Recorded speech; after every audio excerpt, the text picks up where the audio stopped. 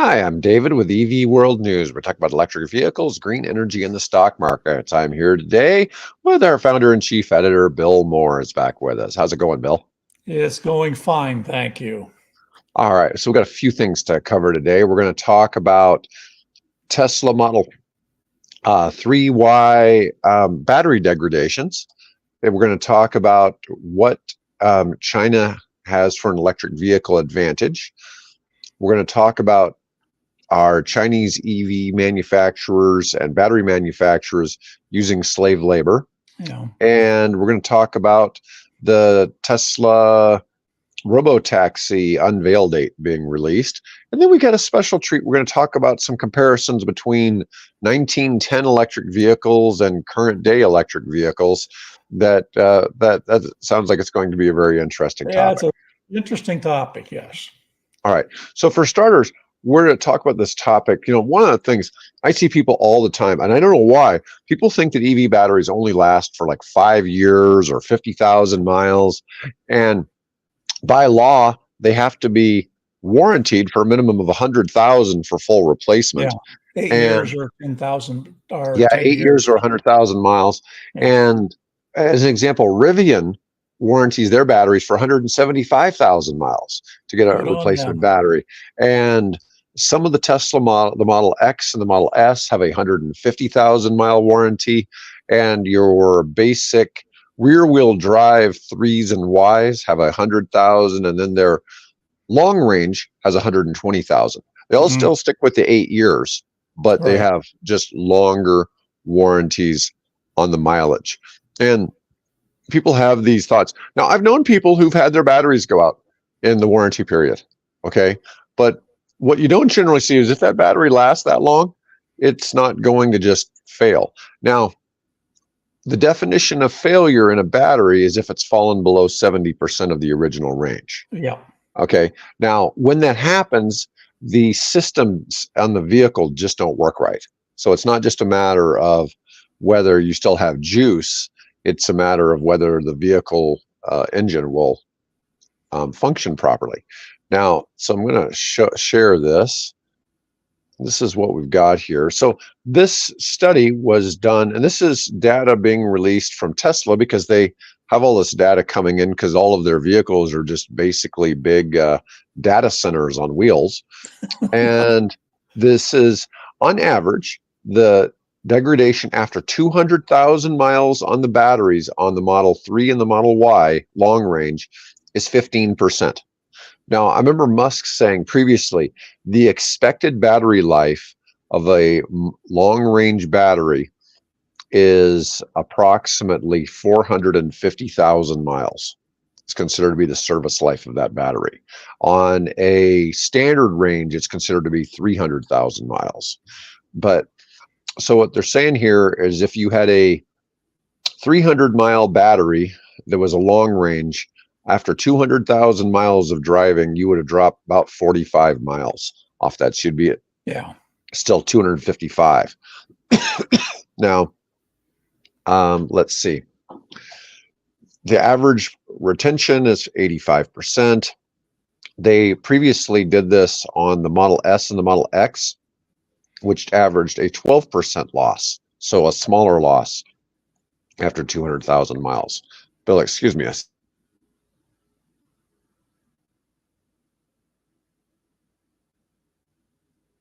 Stay with us there, man. I'm dying over here. Yeah. So according to its estimate, on average, a vehicle in the United States gets scrapped after 200,000 miles of usage and 150,000 miles in Europe, which means the batteries last long enough to never need replacing. That's one of the things that people ask this. It's like, well, how can it be affordable to own an EV when you have to pay to replace the battery? You will. And yeah, and it's very unlikely. You could, it's a chance. It's just like your motor could go out in your car after 100,000 miles. It's unlikely, but anyways, I gotta stop smoking apparently. Jeez. I don't, for those of you I've who are never listening. seen him smoking, folks, so I think that's Yeah. probably not the case. So. Well, I might spontaneously combust like an EV battery. You Yeah, never know. right. Yeah. Let's see. What else we've got here? On the Model 3 and Model Y, past the last 15%, an average of losing 1% every 13,333 miles. But we know that's not really the case, because here we're having a chart, because it goes down pretty rapidly in the first little bit. So to here, to where it Mhm. gets down to a little above, say about 93, 94%. And then it slowly continues Yeah. after that. I've been looking at the retention done by Recurrent Right. on some of the used EVs for sale that actually are posting the Recurrent page. And a lot of these cars have, say, 60 to 80,000 miles, and they still have 94 to 95% of the original battery, strength. Yeah. So that's really not a big drop when you think about it. And, most gas cars lose gas mileage after a certain amount of driving as well. So things get Yeah. built That's up in them. one of the questions I should ask ChatGPT. There you go. There you go. So theoretically, for every full charge you do, now when it says full charge, this means adding 250 miles, not by adding like 20 to 40 miles a day. It would lose about 1% for every 53 full charging cycles, Hmm. which, that sounds like a lot to me. But when you start going the math the other way, it's the same number. It's every 13,000 miles. The average is just one measurement. The chart shows us other things. The capacity fade has the highest rate initially, and then it slows down, remains quite linear. It seems that the first 10% might be lost between 60 and 80,000 miles. Although when I'm looking at our friend's site, and maybe he doesn't sell any, that the battery rating isn't at least 91%, because I haven't seen one. He Oh, hasn't okay. had any for sale that have a battery rating of less than 91, and most of them are around 94 or 95. Yeah. He's had them with 99, but that's really rare to see as well. And there are people who claim they've only ever lost like 1% on their battery range. And I suspect a lot of that has to do with the fact that maybe they're never charging above 80%. Yeah. They probably never run their battery all the way down, Yep. so they stay within a certain range. Yeah. That'd be And my I'll guess. admit, I overcharge my cell phones. I mean, I leave them sitting on I do all the time. I leave them sitting on a wireless charger Right. all the time, and I just let them sit there. It makes me wonder. It's like, well, how much am I harming the battery on those phones? Yeah. I don't Yeah. know. They're always at 100%. Let me see. Here was the numbers for the Model S and the Model X. They were losing 1% about every 16,667 miles. So that's a So lot. where's the data coming from for this? This is coming from Tesla. Oh, This this is is coming Tesla. from Okay. Tesla. This is Okay. coming from cars that are on the road. Okay. Yeah, so this isn't just like picking a random 100 cars. This is picking all the cars out there, collecting data, what's actually happening in the real world. Right. So And I thought, that's gotta be a huge data set. So oh yeah, I'm sure it is. I'm sure it is. I mean, they've sold millions of cars. yeah. So I think that's going to be a highly accurate number. Let's see. Now, the next article is coming from our friends at the World Economic Forum. We're part of the propaganda arm of the WEF, is what I've been told. Oh. Yeah, I'm still waiting on my check. I'm still waiting on my check. Anyways, oh, I can't think of the guy's name that's from Eastern Europe that they always gets criticized. Anyways, maybe he'll send me a check. I just can't think of the billionaire's name. Oh well. Anyways, China has an electric vehicle advantage, but can it maintain its edge? Now, there's a lot of things that the Chinese have advantages in. For one, they have access to the raw materials. They have access to cheaper labor. They have big industry scale. And part of it is, They've cornered the processing of those things, like lithium and turning those materials that make super magnets. They've cornered the processing of that. So it's just not the raw materials; it's also the supply stream that they've got a grasp on. So, one thing, this isn't Chinese, but let's take Tesla. Musk calls his company a technology company that happens to build cars, right? Well, I think most of these Chinese EV manufacturers, they didn't come from the gas car space. No. They all started from scratch, and they're kind of like Tesla in that they've treated it like they were making a phone and putting wheels on it. And so what's happened is they've taken a completely different direction. Whereas when you take the big three automakers and you take all the Japanese automakers, they're basically retooling factories and they're trying to change a gas car over to an EV. Whereas with Tesla, even with the semi trucks, everything, they've started from the ground up. They started with an EV to give it the capabilities of other types of cars. Well, like BYD, they were a cell phone battery maker, right? Oh, wow. Yeah. Okay.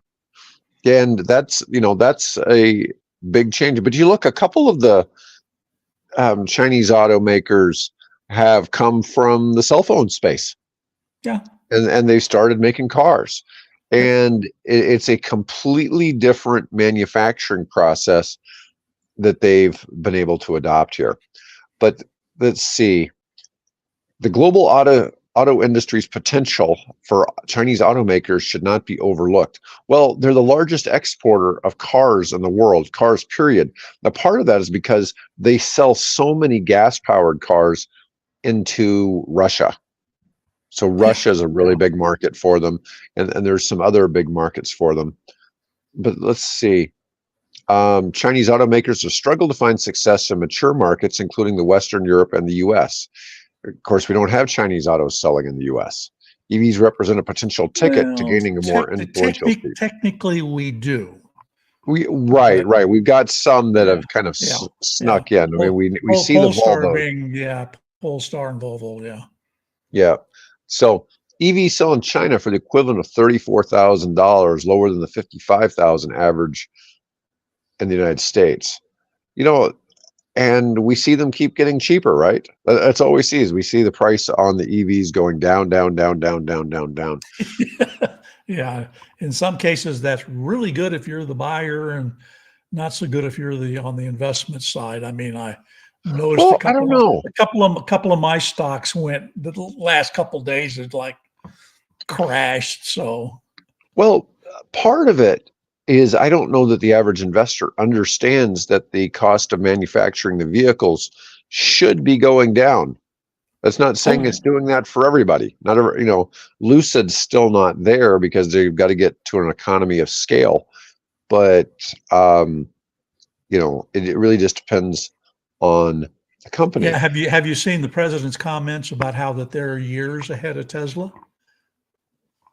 Oh no, I did not. Oh yeah. He's come out. I forget his name now, but basically the last few days he's been touting that their technology for their drive system is so much more efficient. They're getting 5 miles per kilowatt, which is dramatically I don't know what it is. Not quite 50% improvement over Tesla, but it's a pretty dramatic improvement. So.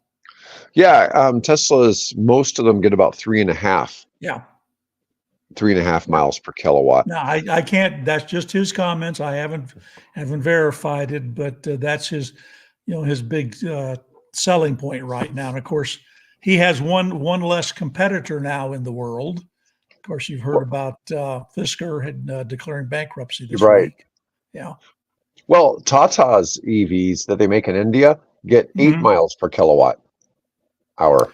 Well, yeah, but you have to pedal it most of the time, don't you?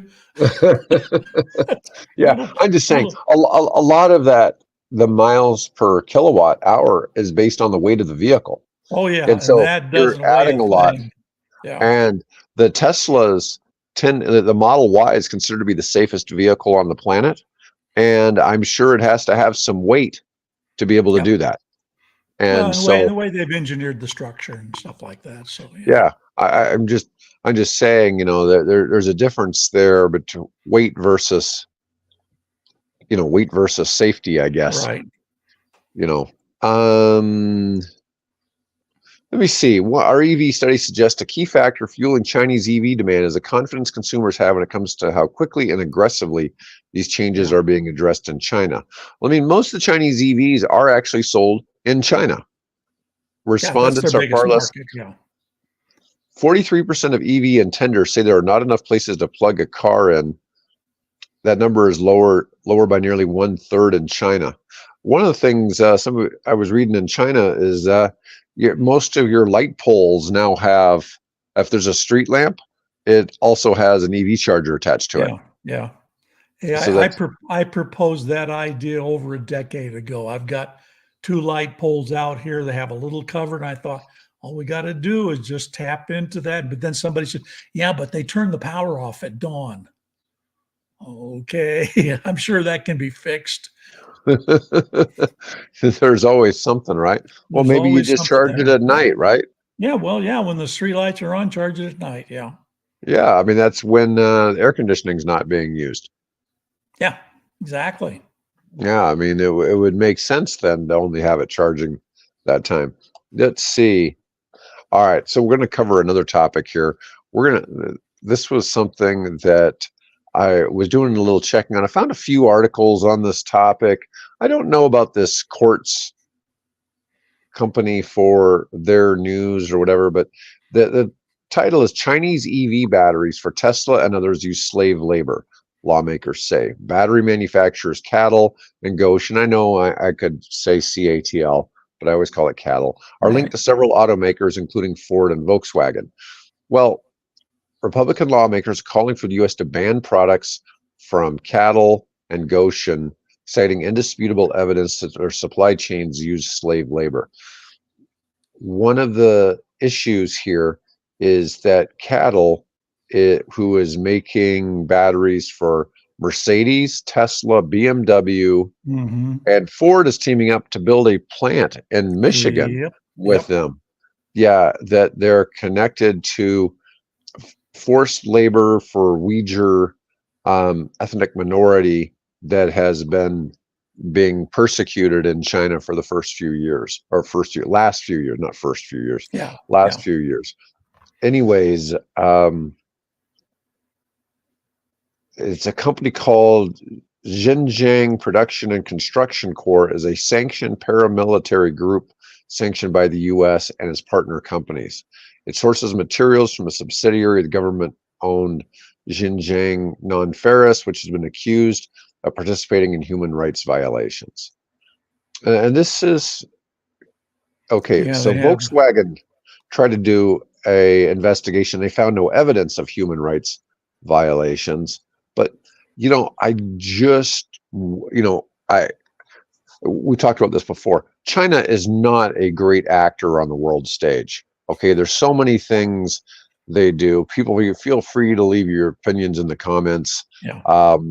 but it's just, they have unfair Yeah. trade practices. But yeah, the forced labor stuff like that is an issue. So many companies in the auto space try to certify that their products are not using this type of labor, or slave labor, child labor, but it's very difficult when you're going through all these different levels of contractors and subcontractors. It's not always simple to No. figure out where everything is coming from. And Well, so that's why which one is it? Volvo, I think, is planning to use blockchain technology to verify the product supply chain for its batteries, and that apparently by 2035 or something like that, all battery manufacturers or manufactured in Europe have to have that certification trail that is backed up by a global uh, what's the word I'm looking for here? Not registry, yeah, registry, but basically on the blockchain. And that's what I think, it's going to happen with those things coming out of China. They're going to have to, have a way to verify that, child labor or Uyghur slave labor, if that's what we want to call it, isn't being used to produce these products. Got to keep Yeah, and these this people wasn't. honest.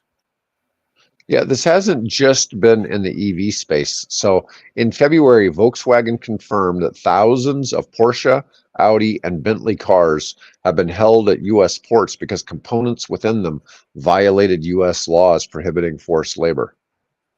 So this is a much bigger Yeah. issue than just cattle, but it is, disheartening to see this. But I'm sure something will, this is going to go further than where it's at. It's just a matter of how in depth and everything comes out of this. Let's real quick. Let's talk about.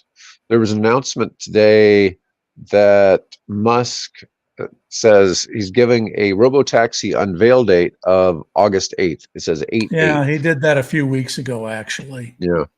The vehicle is going to result in a cost per mile cheaper than a subsidized bus ticket. If you're brave enough to get in it, I guess. Yeah. Yeah. Well, I it's don't, I supposed don't to be know. safer than a human driver, but Yeah.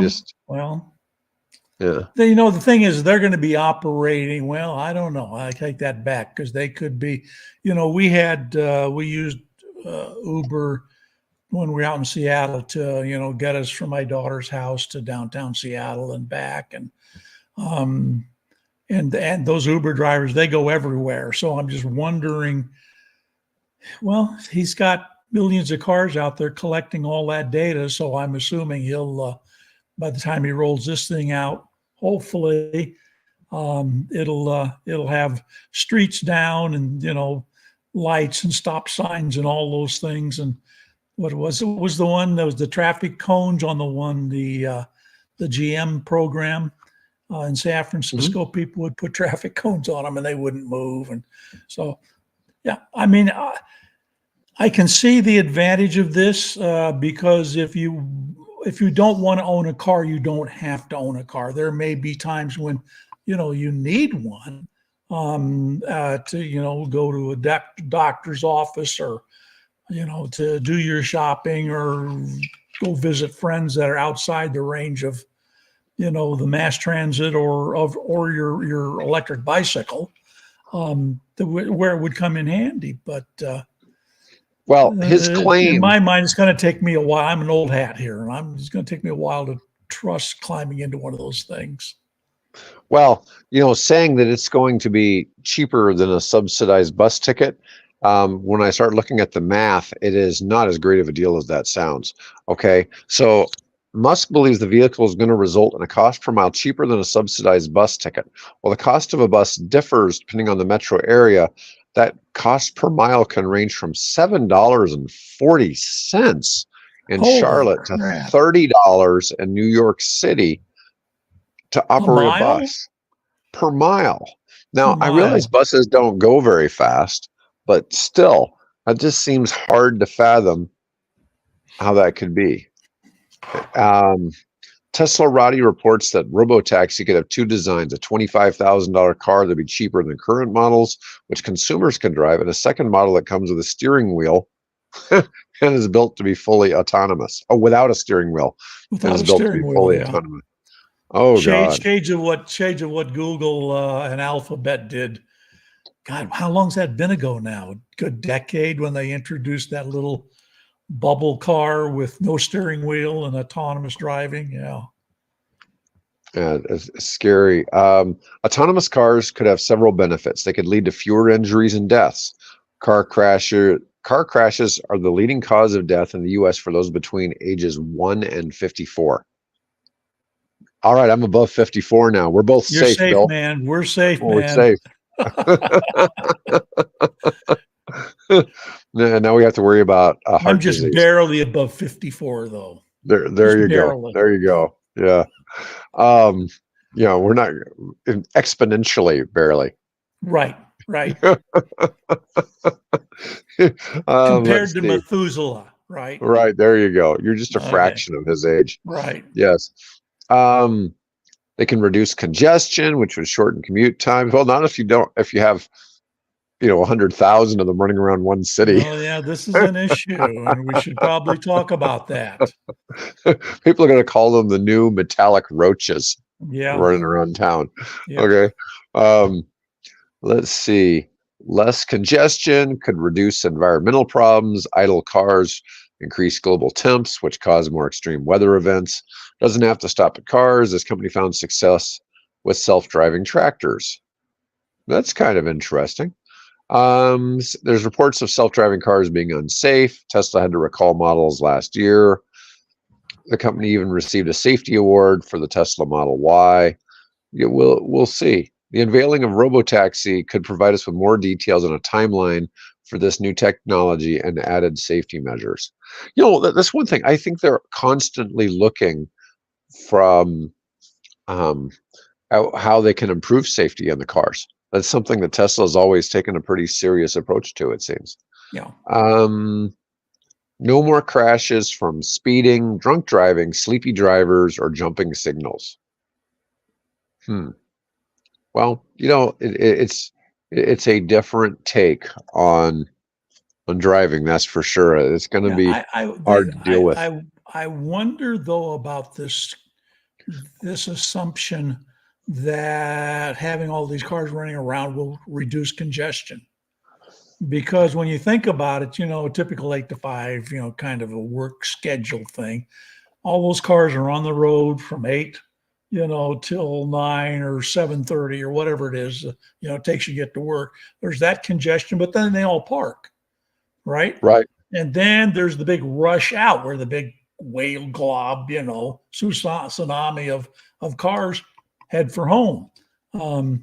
But if you've got these cars now that are shuttling and running around and picking people up and things, does that really reduce congestion? I don't know. I guess we I have don't to see. know. I'm not so sure about that. That was a question I had in my own mind, Yeah, how yeah, switching to an autonomous vehicle, how it was improving congestion, because in theory then you have one less person on the road, right, right? The person who would be right. driving.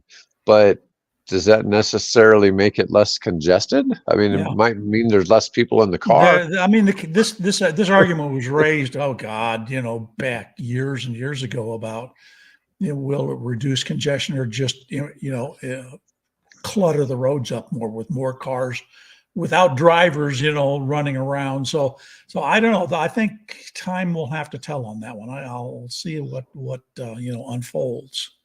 All right, Bill, now it's time for you to tell us about some of the changes that have been going on since 1910 in the EV space. Well, I got into a long and engaging conversation. Started with my original chat box that I Pi AI, and then I came across another one called Deep AI, and where the Pi AI is a conversational one, so you can carry on. You type in your questions, and then it comes back with if you want it, comes back with a voice response as well as a text response, and that's kind of fun to do. And you change voices from from a guy to a girl and so on. But it's a little bit slower, and so I found this one, this deepai.org. So I started carrying on a conversation with it, and I start, one of the things that we have, issues that we have, is people are continually saying, well, EVs are too expensive. And there's there's a story where the people are putting off now, or people are not going back to, what was it, 46% are not going back to electric cars after they've driven one. And No, that's not that what it said. It said that yeah, something yeah. like they were going to buy an additional car. Yeah, but then also the point being made is that they're going to delay their purchase of an electric vehicle, because the question is generally asked, are you looking to buy your next car to be electric? And people are saying, well, I think I'll keep the one I have, and actually that's a trend. The age of our cars is really increasing substantially. But we'll still consider it, but not this next go around. We're still more comfortable, and we think the technology needs to improve some more. And of course, that's happening. So I started that kind of a conversation. I said, now, so in 1908, a revolution took place in 1908 when Henry Ford introduced the Model T, and he completely rearranged how cars were put together, and all that sort of technology that suddenly sprang. Because up to this point, these cars were basically each car was being built by hand. I started looking at some of the old ads for all of the different electric car companies that were out there. There were all kinds. We think of Detroit Electric, and we think of maybe Waverly, and a bunch of them out there. One I found was the Hupp Yates. Never heard of it, but the Hupp Yates is kind of the Lucid of its day. Top of the line, expensive, equivalent in in our dollars, but equivalent in 1908, 1910 time frame of a car well over $112,000, right? So Henry Ford revolutionized that with the introduction of the Model T, which was selling for, depending on your options, and there weren't a lot of options, $850. Okay. Now, the average workman at that point, the average wage of a workman was $750 a year. A year. So when you look at that, then the cost of a Model T was only about 1.3 or 1.5, something like that, multiple of what the person made in a year, as opposed to these handmade cars, these luxury EVs, which Henry Ford's wife drove, by the way. That the wage differential there was multiples. In fact, the Hupp Yates electric car had a multiple of 166.5 times the value times what an average worker made in 1908, 1910 time frame. So that really got me to looking at that, started thinking, wow. So when we start talking about, well, all these headlines, when are we going to get a $25,000 electric car? What we're saying is when are we going to get a Model T?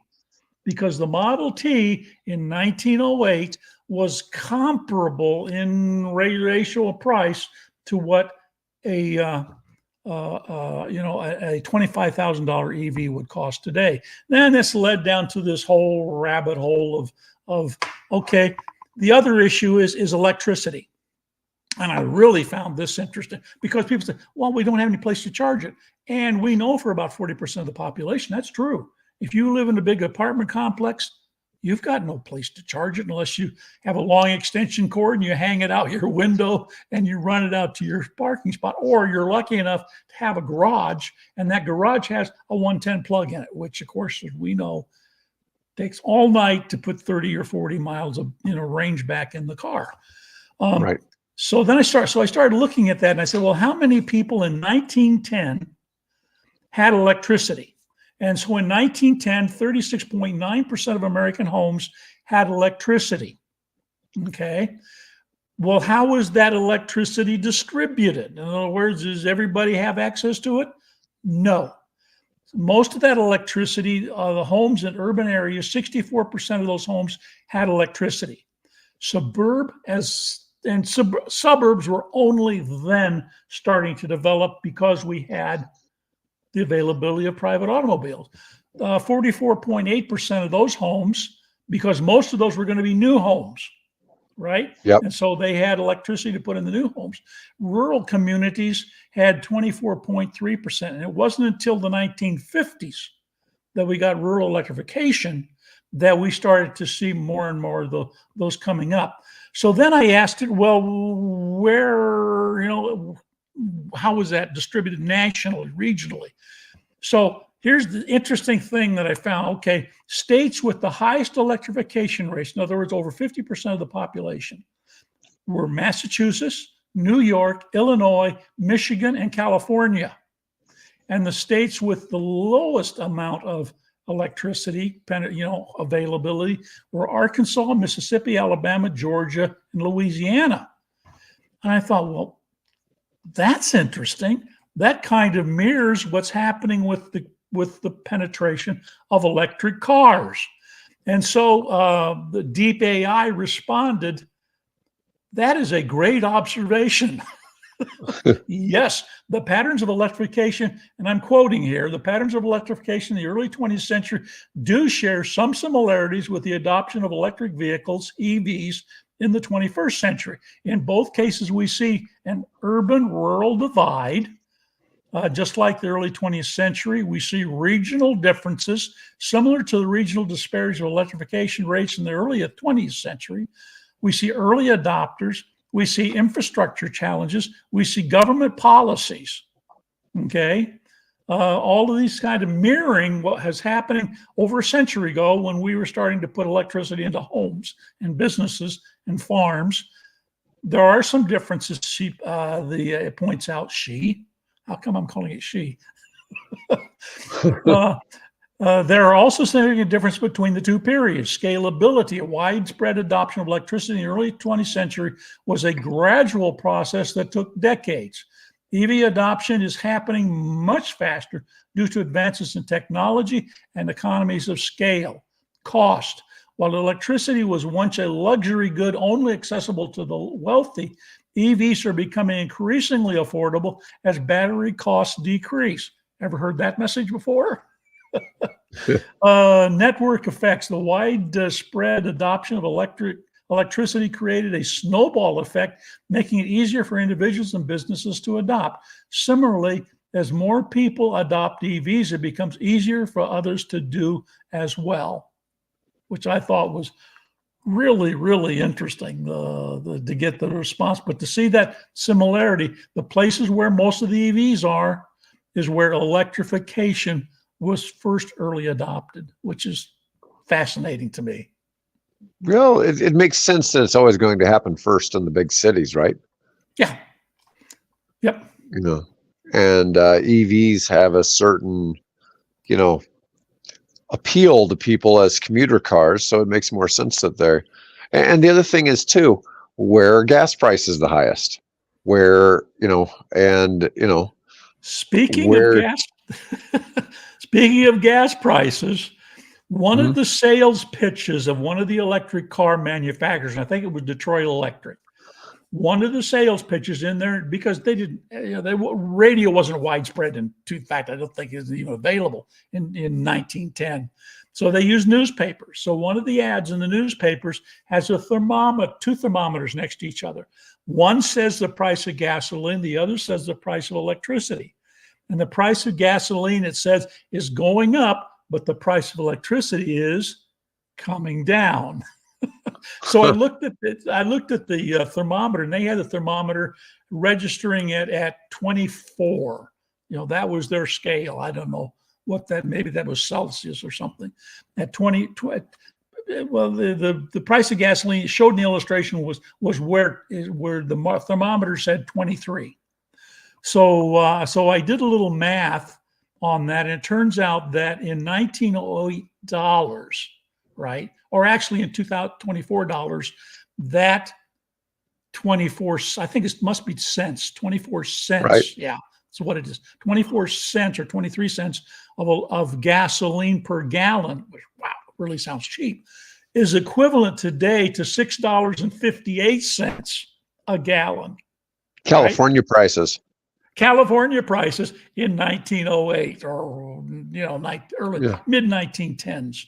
So that was fascinating. Also, that Ford Revolution in 1908, that car went on sale for essentially $850, which was slightly more than what the average annual wage was of a worker in the United States. Remember, I said it was $753. But not at Ford. That wasn't the wage at Ford, though. Oh, no, because Ford did his little deal. I'm going to pay him more because I had created a market for my cars. So that was brilliant. But what happened is over time, by 1920, now the Ford Model T is becoming pretty, long in the limb, so to speak, in terms of technology. But by 1920, you could then pick up a Ford Model T, a new one, for $200, and I think it was $70 or some number, Oh, wow. $260. So they had dropped that premium from 1.35 or whatever it was, the base wage or the annual income of a worker, to where it was now less than, I think it was like 20% of what the average worker made. That was what continuing improvements in efficiency could do. So if we saw something similar to that, we could see the price of electric cars really dramatically coming down if we have that same sort of technological improvement along the way. And the Chinese, of course, are already showing us They're already some there. of that. Yeah. Yep. Yeah, it's an interesting analogy. $10,000 cars. Yeah. So, yeah. Yeah, it's hard for people to fathom that really exists. And it's not like they're just some cheap car. They're actually a decent car. This is no, I've not seen any. I saw very early Chinese import cars into Mexico City. This was 15 years ago. So I've seen those, and those were, they wouldn't pass muster unless you're really desperate. Right. But now they've got, because all these Chinese car companies, these guys are very smart. They're not dumb, and so they found technology that they could buy and bring in, or partnerships. BYD, one of its early partnerships was with Mercedes-Benz, right? You got Volkswagen was in there decades. One of the most popular cars ever sold sold in China were Volkswagen cars, manufactured in China, but they were Volkswagens. Right. So they learned from those people and ended up buying plants and things and bringing that technology and hiring experts and then incorporating that into their vehicles. So they set out a plan that they were going to dominate this market, as well as solar panels and batteries and other stuff. And they're executing that plan. They're executing it well. That's good. That was a good story. All right. Well, Bill, that's all we've got for today. Okay. Folks, I want to thank everyone for watching. Yeah. Talk to you next week. Yep. And please, if you enjoyed this content, please like and subscribe, share it with others. And otherwise, we'll be back next week. Have a great day.